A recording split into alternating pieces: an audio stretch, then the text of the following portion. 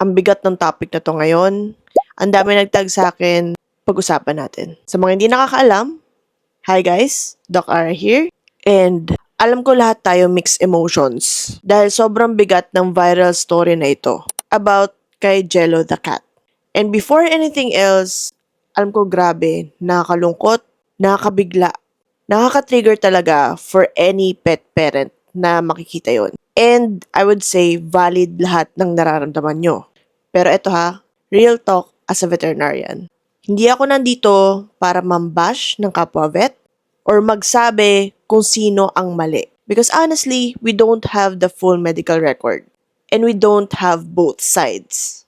Ayoko magdagdag ng apoy sa sitwasyon. And ang goal ko dito is education at prevention at hindi chismis. Ang daming terms sa VetMed na nagiging misleading sa totoong buhay. Yung word na papatulugin.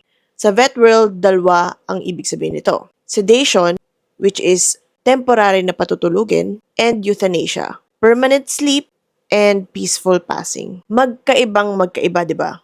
Pero sa Tagalog, same word. Kaya sobrang dali ng miscommunication. At minsan doon pa nagkakagulo. So ito, here's a gentle reminder to everyone, mapa-vet or pet parent, if unsure, magtanong. Walang hiyaan, walang assumptions, walang ay baka ganito.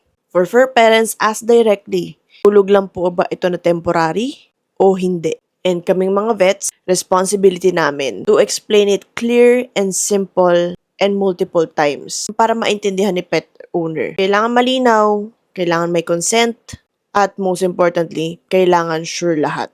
Take note ha, walang vet na gumigising ng isang araw at sasabihin niya at magde-decide siya na parang gusto ko magkamali today. We carry emotional and ethical weight every single day. And to be honest, kaya rin itong profession na to, marami ring suicidal rates. Which is the cold hard truth.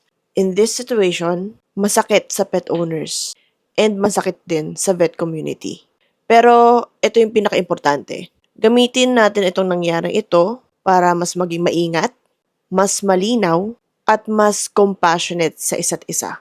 Hindi para mag-away, hindi para mag-cancel, but to fix communication. So please, let's hold space for grief. Let's hope clarity for both sides. Mapa yung vetman at yung pet owner. And let's keep pushing for better communication between vets and pet parents para lagi natin maprotektahan ang pets natin at ang isa't isa. So yun lamang.